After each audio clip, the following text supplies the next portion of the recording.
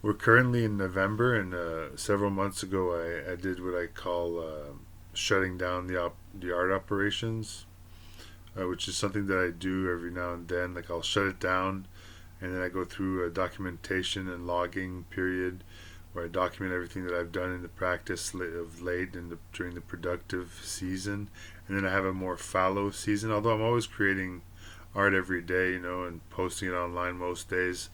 But what I consider my production year, that's like really when, and those are seasons, like they come and go, Like I'll relaunch the Historiotheque, which is the name of my art studio and sound design and research labs. So I relaunch it, work for like a short period usually, and then shut it down and analyze, what I call the long tail of analysis.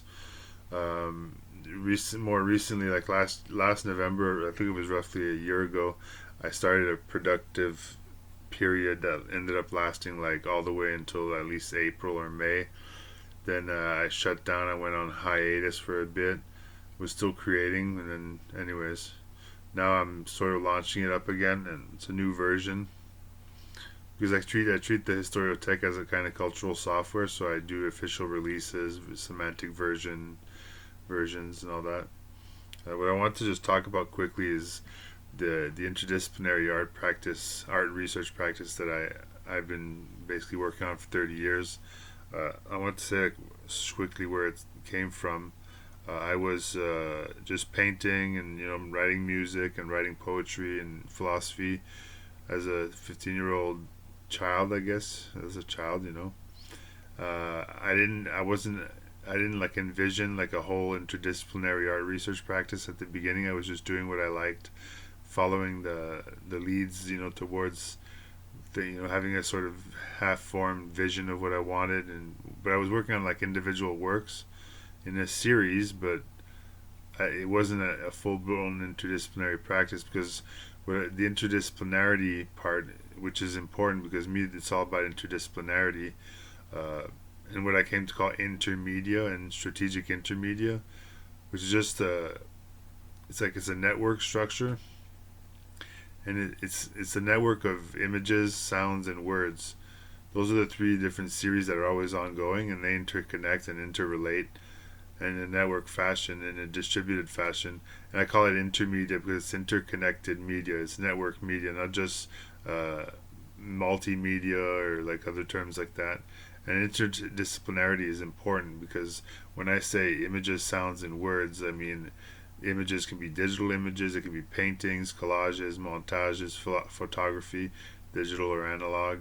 The sound component can be music, on piano, guitar for orchestra, digital compositions, sound design, and words can be poetry, short stories, novels, and works of philosophy and the humanities mostly, a lot of phenomenology and so forth. Anyways, the what I was mentioning, the documentation practice is important. The research component became important of informing the practice. I called it. Uh, in at least 1998, we'll say around that time, I started studying art history more formally, history itself and philosophy, and I was also in the first iterations of what I called the Historiotheque, which is my art studio and research and sound laboratories.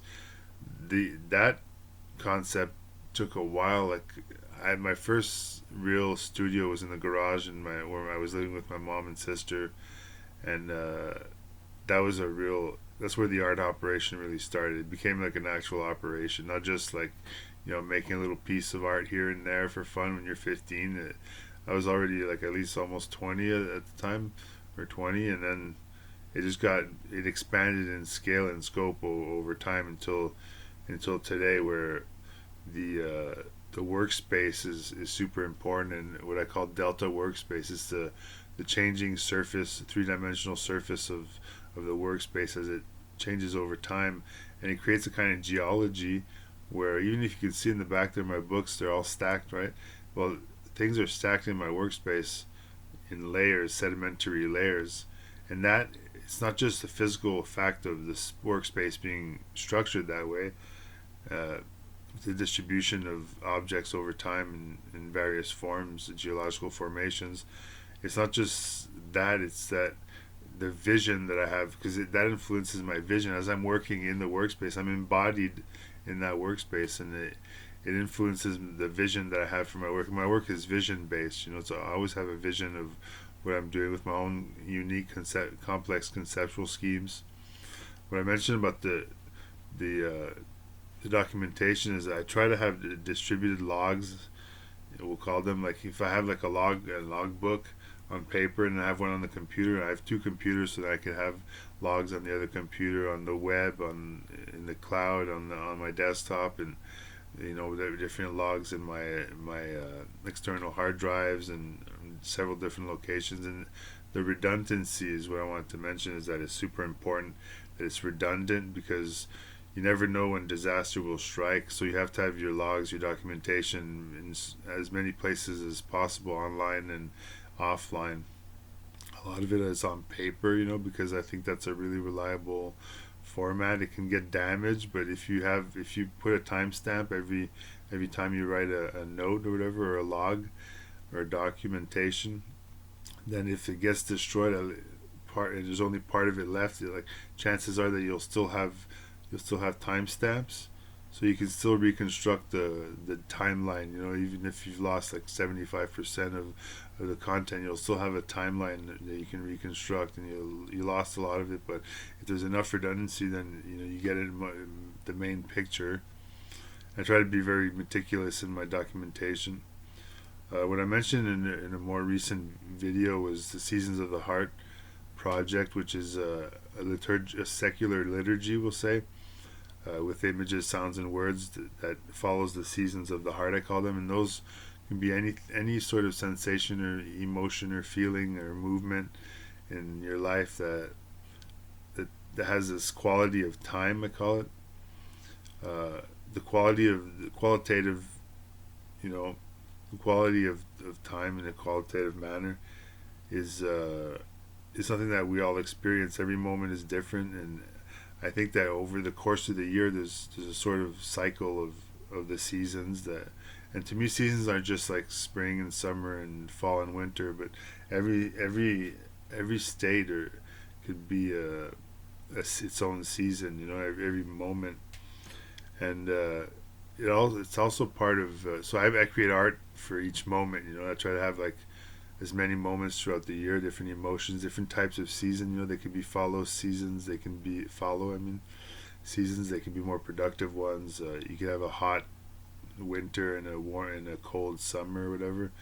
So there's all sorts of kinds of seasons that you can have, and the season based practice is part of what I call the Painter's Almanac, which I mentioned also before. It's just really like an almanac, but for artists, to be able to decide on how to choose subjects, and what the different seasons bring to the art practice, and how you can develop it over time. I have what I call the Refcards project. It started with actual index cards on paper, on cardboard, like on paper, I guess you could call it. It's stiff paper. I did that for decades. Like I have a mass of index cards, and I try to follow I try to make each what I call a ref card, or a quick ref, a quick reference card. I try to make them each like atomic units of information, of knowledge.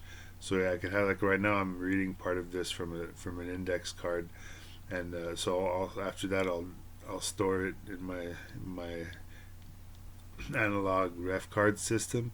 But I've been working for years on an actual digital system. It's kind of like a primitive internet, or a flat file database, or it's nothing really complicated, like a relational database. I tag the cards, and I put timestamps, and the actual paper cards I kind of have like hyperlinks, but in the versions that I've tried making as software, it's mostly just a collection of scripts there, but you can call it software.